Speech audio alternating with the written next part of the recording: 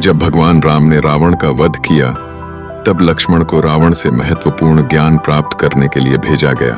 रावण, जो एक महान विद्वान और नीति विशेषज्ञ था, ने इस अवसर पर लक्ष्मण को कई गहन उपदेश दिए। जब लक्ष्मण ने रावण के सिर के पास खड़े होकर ज्ञान प्राप्त करने का प्रयास किया, तो उन्होंने कुछ नहीं कहा। लेकिन जैसे ही लक्ष्मण ने रावण के पैरों के पास बैठने का निर्णय लिया, रावण ने उन्हें अपने अनुभवों से परिचित कराया। रावण ने सबसे पहले बताया कि शुभ कार्य में कभी देरी नहीं करनी चाहिए।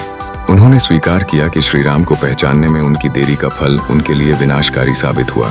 यही पाठ हमें यह सिखाता है कि जीवन में सकारात्मक बदलाव लाने के लिए तुरंत कदम उठाना चाहिए, नहीं तो समय बीत जाने पर पछताने के अलावा कुछ नहीं रहेगा।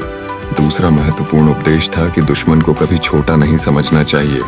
रावण ने साझा किया कि उसने श्री राम और हनुमान को शुरू में तुच्छ समझा, जो उसकी सबसे बड़ी भूल थी। यह संदेश हमें सावधानी बरतने का पाठ पढ़ाता है, क्योंकि किसी को कम आंकना मुश्किल पदार्थों को आमंत्रित कर सकता है।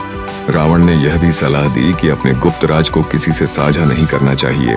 उन्होंने बताया कि विभीषण ने उनका राज सार्वजनिक कर दिया, जो अंततः उनके विनाश का कारण बना। यह स्पष्ट करता है कि हमारे निजी मामलों को गोपनीय रखना कितना महत्वपूर्ण है। अच्छे और समझदार सलाहकार और मित्रों का चुनाव भी अति आवश्यक है।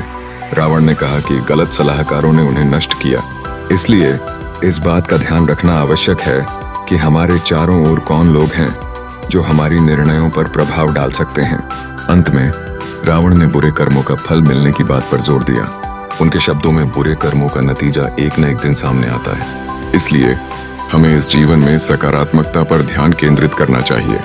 रावण की उपदेशों में आज भी प्रासंगिकता है, जो हमें अपने कार्यों में विवेक का पालन करने के लिए प्रेरित करती है।